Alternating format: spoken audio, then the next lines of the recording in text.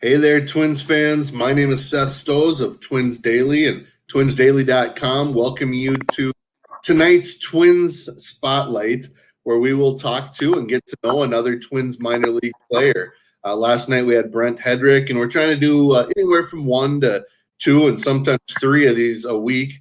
Tomorrow night, be sure to check in. We're going to try to do a Twins season preview where we'll take your questions, discuss the roster, the schedule, opening weekend, all that kind of stuff. So be sure to check twinsdaily.com for that. Get right to it. Let's talk about our star of tonight's show. And our Twins Spotlight is on Twins infielder slash pitcher slash, we'll find out in a little bit, Jordan Gore. He was drafted in 2017 out of Coastal Carolina. He's in South Carolina and heading down to Fort Myers tomorrow to start spring training again. So without further ado, let's bring on the star of tonight's show, and that is Jordan Gore. How are things going, Jordan? You doing well? Doing great, Seth. How are you? Doing quite well, thank you. Well, let's start out. You head down tomorrow. It's been a while since you've been on the field. What are your thoughts? What are your emotions going into this? Just really excited to be there.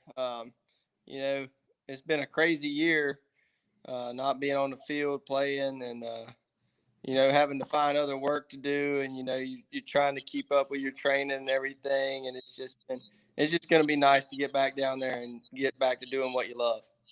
Probably getting into some more of a routine. So let's go back a year. You went to spring training. Pretty much everyone was at minor league camp before it even officially started. But I think you had one official practice and then started hearing the news. So from your perspective, what was kind of that experience like for you, and how quickly did you go from getting ready to going home? It happened kind of quick. We all thought we were going to staying down there and kind of being with each other and not so much playing everybody else. And then, a couple hours later, it's like, you guys are going home. Just be ready if we ever call you. And, it was kind of a whirlwind. It's kind of hard to stay on, go and ready to go, but you do what you can. And you're waiting on that call. It's tough, but, you do what you got to do. Yeah, and I mean, it was a case where you didn't know if you'd be home for 2 weeks or 2 months. When you got home, I to South Carolina. Did you were you able to get to gyms or to ball fields or play catch or hit or anything at that time right away? Yeah, I've been really fortunate to have established a good group of guys that allow me to work out and throw and have their facilities. And, we take the right precautions, with the coronavirus and everything. But, they've really helped me in that sense to being able to stay ready for whenever the season was to start. Well, I'm going to jump right into it. Now, you were drafted as a shortstop, but I know I saw you pitch one game in Cedar Rapids, and you were hitting 95. So, what position are you at this point in your career? I'm a pitcher, and it's going good, I think. I'm really excited about it. I think all my life that's what people have seen my upside as. I've just been, I'm kind of stubborn. I was good at defense. I like to play it. The bat didn't work out, and thankfully the Twins saw enough in me with an arm to, let's give this guy a chance on the mound. So hopefully that works out, and we're going to give it our best shot and see how it goes.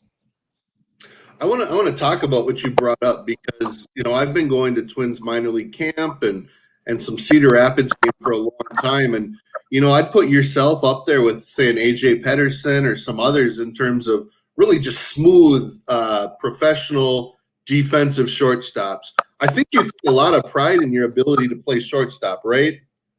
Yeah, I mean that's been my favorite thing to do since I was playing baseball.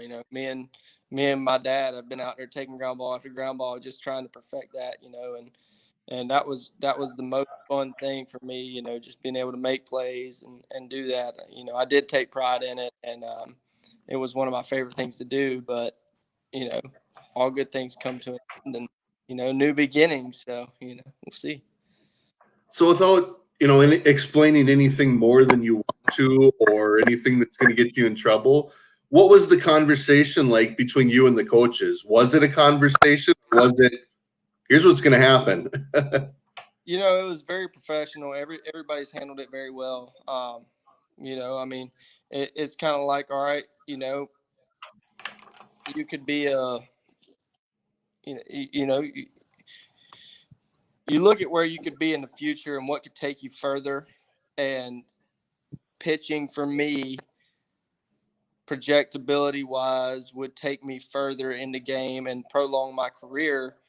And when you look at it like that, hey, I'm on board. Whatever it takes to stay in the game, for as long as I can. And I trust that the decisions that were made were made in my best interest and the team's best interest. So hopefully they see me as enough to keep me around like that. All right. Well, we're going to talk some more about pitching and kind of things you've been working on over the last year or so. I kind of want to go back in time, and before I do that, I want to welcome anyone that's watching on Facebook, Twitter, Periscope, YouTube. If you're watching live, feel free to send in a question for Jordan or a comment or whatever you'd like. And William is from Japan and says, "Go Twins! Looking forward to listening and watching my favorite team." Williams called or written before, and we appreciate that as well. So again, feel free to send in your comments. It's always fun to hear from Twins fans. And yes, the Major League season gets going on Thursday. So Jordan, let's go back. You grew up in South Carolina. You mentioned your dad taking ground balls. What are some of your earliest baseball memories?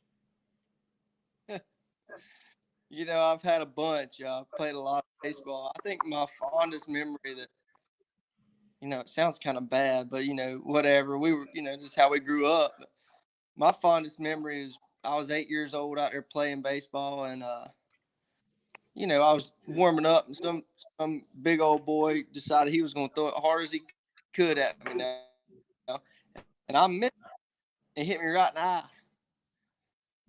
Probably had a concussion, whatever. I went out there and pitched the rest of the game, and Daddy was like, you get through this game, and we'll go get it checked out after the game. It just, kind of the change of times. It just, you wanted to win, and you were going to go play, and then you'll go to the doctor after. And we were talking about that the other day, and it's crazy how quick time has gone by.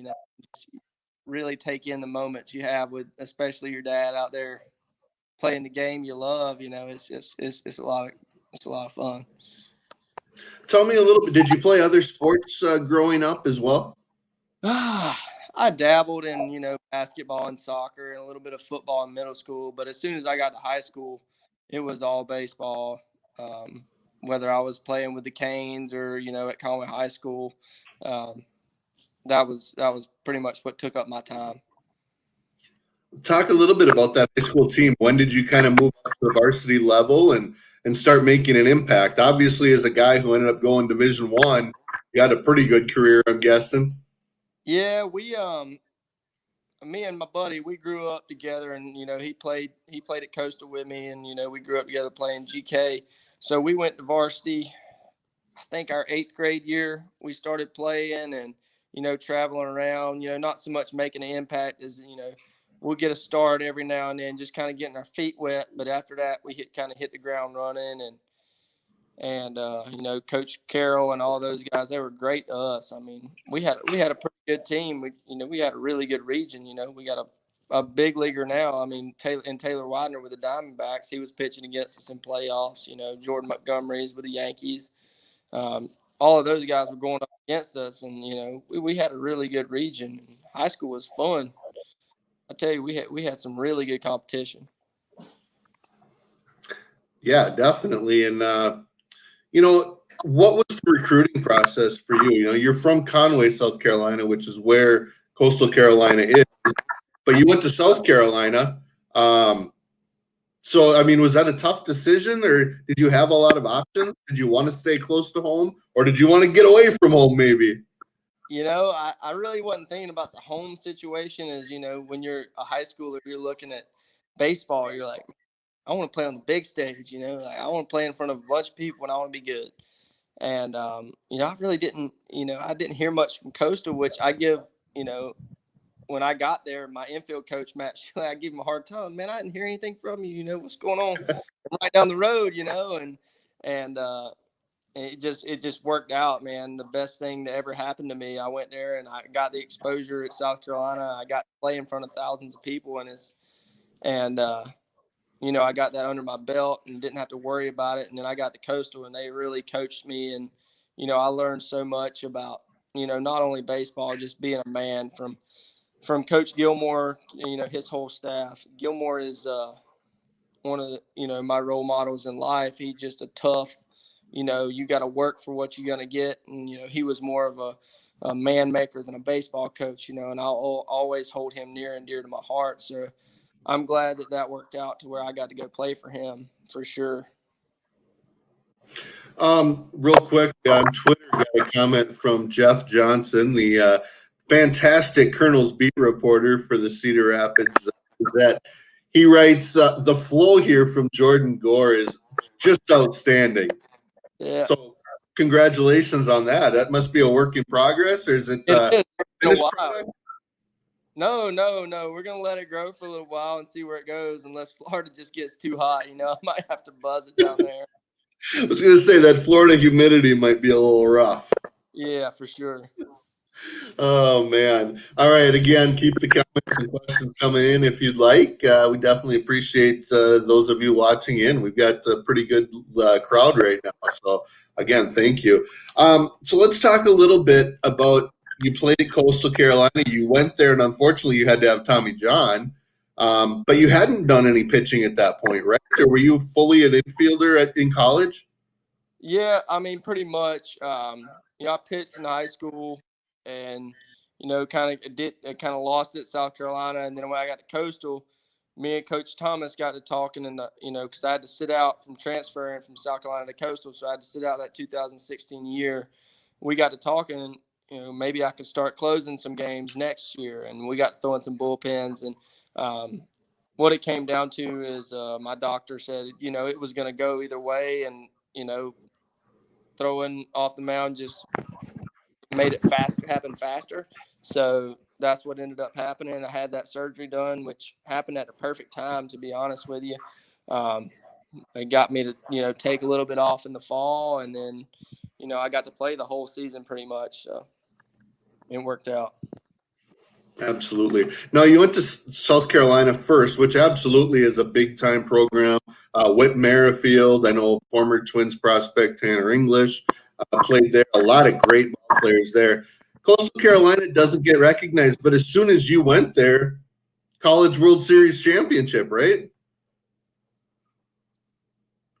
Well, yeah, I mean, you look back, if you find some guys that really look back at Coastal's record, I mean, they've been on the brink, for a while. They go to some Super Regional, get beat out by some good North Carolina teams, a good South Carolina team. It just hadn't happened for them. I mean, Gillies had, some really, really good teams that just knock on the door, just couldn't open it. And, thankfully he had, just a great group that finally, the chips fell the right way and it worked out for him. And, finally took him, to where he's been wanting to get for, his whole coaching career. Absolutely. Now, tell us a little bit about recruiting, not the recruiting, but the scouting process that you kind of encountered at Coastal then. Were you aware of all the scouts or that there were scouts, or did the coaches kind of help you through that process? The coaches, we had some setup meetings in the fall before our season with some teams, facilitated it in our facility. They'd tell us we had scheduled meeting times and everything. But, when it came down to the season, I don't really think there was a bunch of people thinking about the next level. And, I mean, it's kind of crazy to think about, you're not thinking about professional baseball, in your draft year and everything, but it's, that program has such a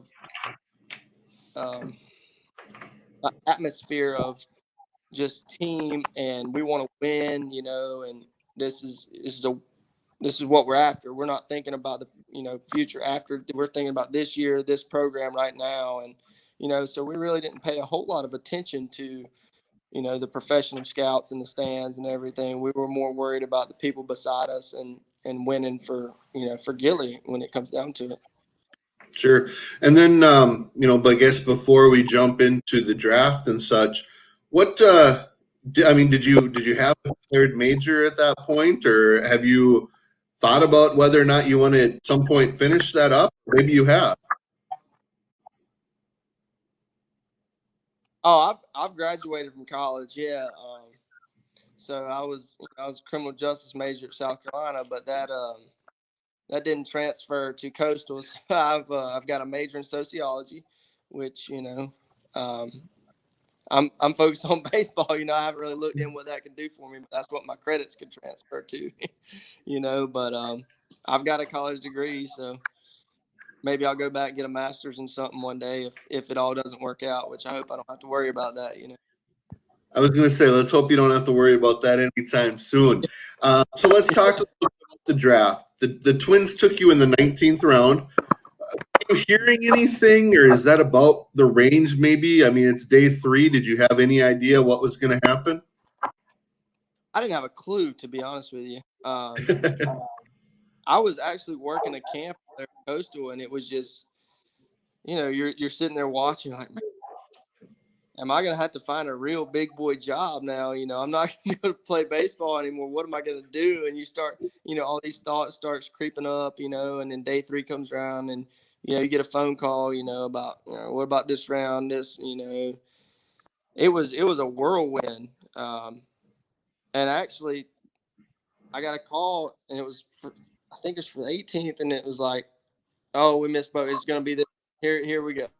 Here we go. And I was like, please. So just to see my name go across, I was like, all right, I can breathe now. We've still got a job. Let's go down there and play a little ball, But the Twins have been just amazing in everything they've done. I mean, it's just a high-class organization. Who was your area scout, and what was the communication before and then after the draft with that person? I think it was Seth Moore. Seth, maybe? Yep. I can't really remember, to be honest. Could have been the Carolinas that year. Oh, I didn't hear a lot from them. So I was kind of shocked when I heard, the Twins drafted you. I was like, all right, well, I didn't, I didn't have a meeting with them or anything like that. So, all right, cool, let's go.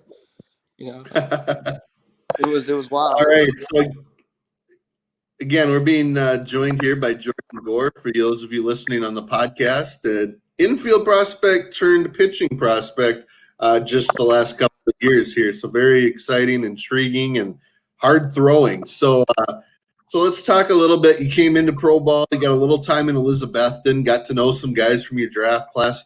Spent the 2018 season with a ton of, I mean, for lack of a better word, big time prospects in Cedar Rapids. And you, I believe, from talking to guys, you were seen as a leader on that team. And I know like Royce Lewis gives you a lot of credit for working with him at shortstop and other guys for your professionalism. But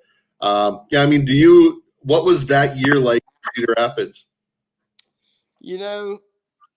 It was different for me because, coming into that year, I think I was probably 24, and surrounded by a bunch of young bucks, and you knew they were athletic. You knew they had big futures ahead of them. And, you just sit there and try to talk more mental game than anything. And Royce, me and Royce got to spend a lot of time together on the infield. We sit there and talk, and that young man's got a bright future ahead of him. I hope everything goes well with his healing and rehab and everything. But he has a bright future. He's works hard and very dedicated to his craft, and is definitely willing to learn. Even from me. We sat there and talked, and it was just really cool to see him progress as a young infielder to where he got to before everything happened. But he's got a bright future. It was fun. It was different though. I mean, you were definitely the old guy. You know, I think after Shane Carrier left, I think they put a handicap sticker on my locker. I put the old guy in there. It's kind of Well, tough. another guy that spent that whole season, that 2018 season in Cedar Rapids, was Randy Dobnak, and he was a 4-year college guy, and he seems to be doing all right now. Randy Dobnak is one of those people that just deserve the entire world, man. That is one of the best guys I've ever met in my life. The most fun to play infield behind. I mean, just a competitor and just a true, just stand up guy. I mean, with his extension, I could not ask for it to happen to anybody else. I mean, he's got all my respect, that's for sure, because he is a jam up fella. But as you look at Randy, you look at Royce's future, Kirilloff making a debut in the playoffs last year, Gratterall with the Dodgers. I mean, these are guys you played with. Is that kind of just fun to watch those guys play, or is it motivating? I guess it's a little of both. It's for me, it's fun to watch guys you've played with, like, they work their tail off. Gratterall, Kirilloff, all of those guys, they're working for that same goal everybody has. I guess I self motivate. I'm happy for those guys. You want them. You see somebody so talented and so determined, you want them to reach that peak of potential to get to their goal, and it's just it's awesome to see everything come together for people. It really is. And then in 2019, you jumped up to Double-A. I mean, you kind of skipped the Florida State League and became the starting shortstop for about the first half of the season. I mean, not to be negative, but until Royce got there, and then you moved around a little bit.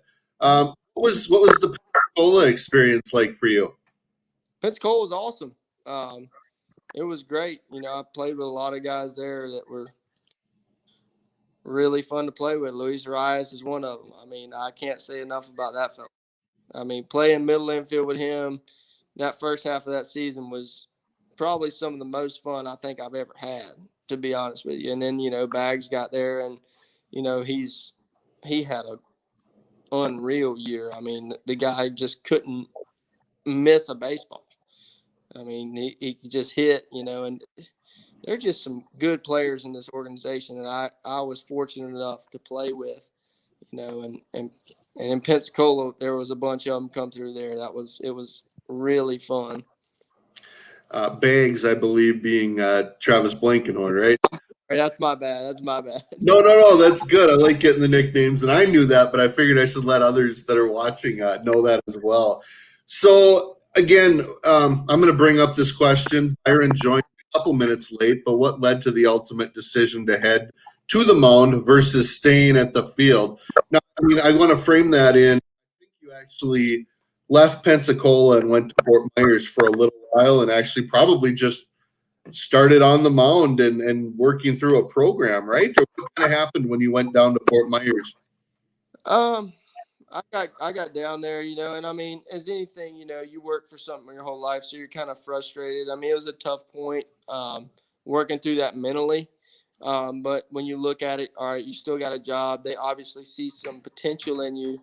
You're an older guy. They're just going to let you pitch. So, all right, let's see what you got. We got down there, and I threw in one extended game, I think. I threw pins for 2 weeks in Pensacola.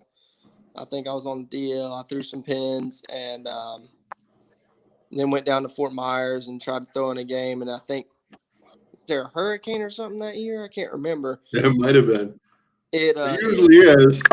Yeah, it ended abruptly that year, and so I went home and prepared for the next spring training, and got the chance to come down early that year. I think beginning of January, and throw in a camp and then start, in on the spring training that got cut short because of the COVID or whatever. But it was it's not an easy process. Everybody, you hear everybody saying throw strikes. It's a tough task, that's for sure. Especially as you move up the ladder and the hitters become a little more professional too. That's right.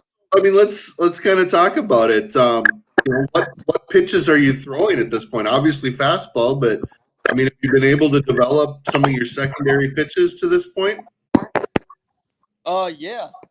So throwing a fastball, a curveball, and a split finger. I've thrown my split finger since I think I was in 10th grade in high school, and I could never figure out a changeup. So Jeff Ridgway sat me down one day, and he was like, let's try this. Just split your fingers a little bit around the seams and throw it as hard as you can.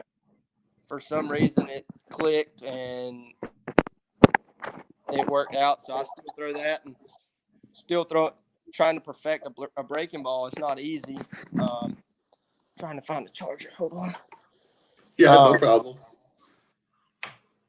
Perfecting that and, not having thrown and shoot.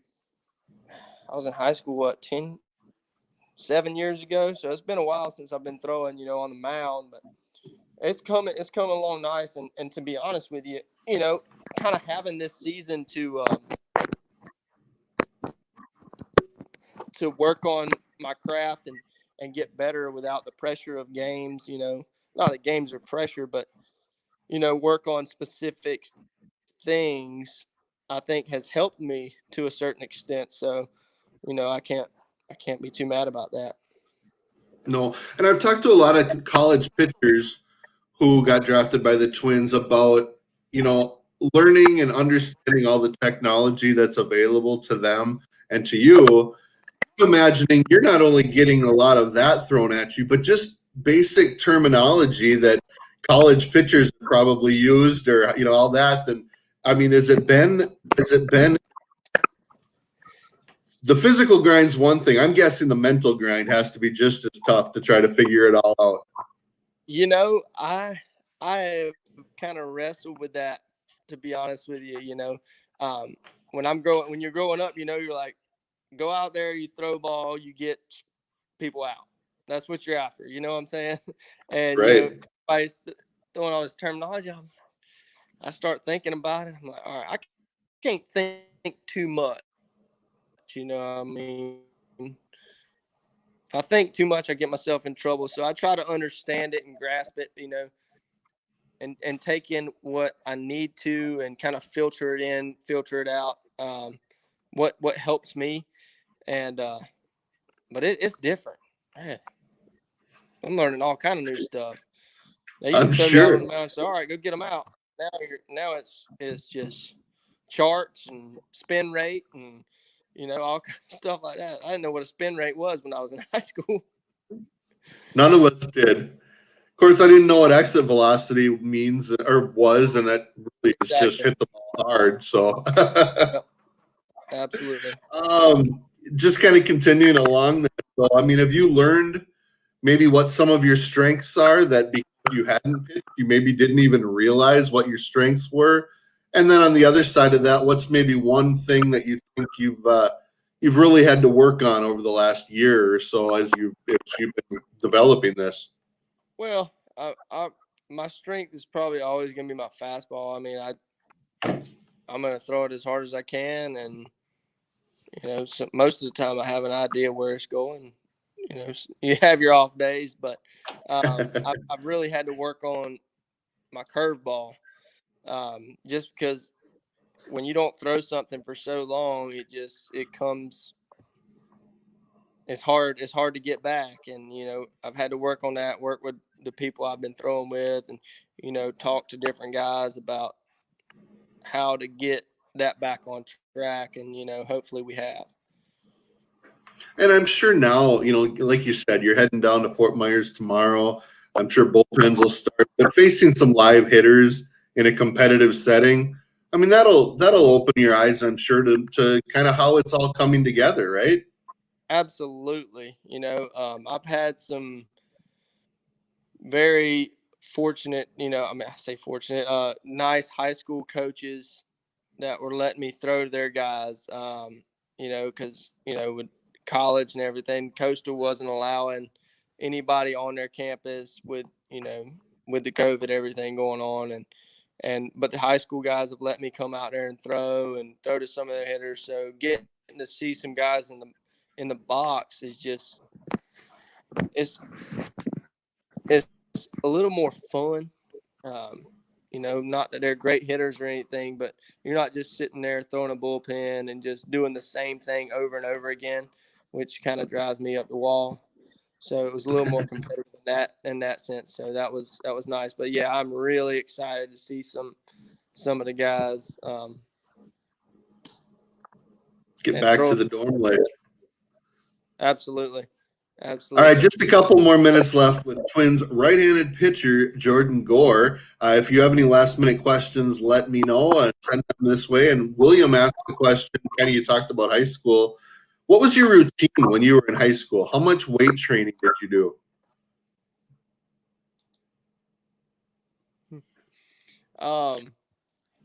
Well, it depended what we were doing at school that day, to be honest with you. In season, I'd work out and do whatever we did in weight training. We'd either squat or play dodgeball. I mean, that's kind of how I grew up. But off season, I had a little bit of different program. I was going and working out some places, but I didn't really have a routine in season. Off season was just every day. It was a bunch of legs, just work them until you can't move, I guess. That sounds great. So over that time, were you over the time after you got sent home last year? Were you working with a pitching coordinator or with a training staff member or something? Oh yeah, the training staff's been great. The coordinator's been great. I work with Nat. I got Chris calling me, every week, making sure I'm staying healthy. Travis Kuhn has, been helping me on my weight training, sending me workouts every day, and everything's been seemed to go well. They've tried to keep me in shape anyway. Yeah. Well, what kept you busy then throughout last year? Obviously, more time with your family. Hopefully, your family is doing well. But did you end up getting a job or something? Did you have to kind of do something to keep from getting bored, if nothing else? Well, yeah, I had to get a job. I mean, not so much from keeping to get bored, but I had to pay my bills. My mom and daddy's not going to sit there and pay my bills the whole time. So I ended up, I have a buddy that has a construction company, and ended up learning what manual labor was like. And I tell you, I hope baseball works out. That's not an easy task there now. Whew. You come home, you worn out. Absolutely. Mm. Absolutely. What else? I mean, I know you're a big, I think, duck hunter, hunter period, maybe. But tell us a little bit about, I guess your background in hunting, and were you able to do a lot during the time off, or was that normally an off-season thing anyway? Yeah, well, I got, we usually duck hunt a lot in the off season anyway. I got to take a couple trips with some of my buddies. Went to Arkansas or something like that and hunted. And but I got spoiled with the turkey hunting because that's in the spring. It actually opens April 1st. And I got to hunt that whole turkey season last year, and we had some fun. We got some land we stay on, and go chase turkeys all the time. And I hadn't been able to do that since high school probably. So that was fun. But I think I trade the turkeys for the ball any day. Are there other hobbies you kind of do enjoy? Is there anything that you started doing during this time that maybe you kind of learned? I mean, aside from working, I'd go to work and come home, and me and my lady go ride the river, or I go to sleep, because that's about how life works, I guess. You go to work, come home, you go to sleep, and do it again the next day. Get you a little Yeah. taste of what real life is, and not being blessed enough to play a baseball game or a really a kid's game for a job. You know, you take a lot for granted until you hit the real world. All right, Doc says, hey, mid-90s fastball with a good split finger sounds like a great bullpen option. Best of luck for 2021. We'll see. I appreciate it. So I guess kind of last question, then we'll let you go. Enjoy the rest of your evening, or do that sleep thing, or maybe you still got a pack. Who knows? I got a pack. Sure. Yeah, that's what I figured. Have you taken time to kind of set any goals for yourself as you look to 2021? Are there certain maybe numbers that you want to really focus on? I'm assuming walks and strikeouts are part of that, or maybe there's a pitch you want to develop, or maybe there's a place you want to end the season. I mean, where you start's one thing, where you end is maybe another. So, are you one that writes them down, or do you just kind of keep them in your head? You know, I want to go out there and I want to go pitch by pitch, and I want to make every pitch my best pitch. And that's kind of my goal. And if I do that, I'll end up where I should, and I'll either be good enough or I won't be, you know, and I just want to go out there and give it my best shot. So I'm going to go out there and work hard and let the chips fall where they may. And, you know, as far as numbers and where I want to end and all that, you know, that's not really in my mind right now. Just going out there and executing and getting people out is all that's really in my mind. Well, after not getting to play a competitive game since late 2019, I'm guessing tomorrow's a big day getting down to Fort Myers. So I wish you safe travels. Good luck with this transition to pitching. You know, I don't know if you're going to bring multiple gloves, if you're still going to bring that middle infielder's glove, or if you got a new group. But, you know, just have a great year. Enjoy it. And like you said, let the chips fall where they may. And I hope to be pitching sometime this year. Absolutely, Seth. I appreciate it. All right. Well, thank you to Jordan. Thank you everyone for listening tonight. I really appreciate the questions, the comments. Again, this will be available on Twins Daily Facebook, Twitter, Periscope, YouTube, and again on the Twins Daily podcast, wherever you download podcasts very soon. Again, check twinsdaily.com. We'll hopefully have a season preview show tomorrow night. And with that, thank you to Jordan. Thank you to everyone. And as always, hey, go Twins.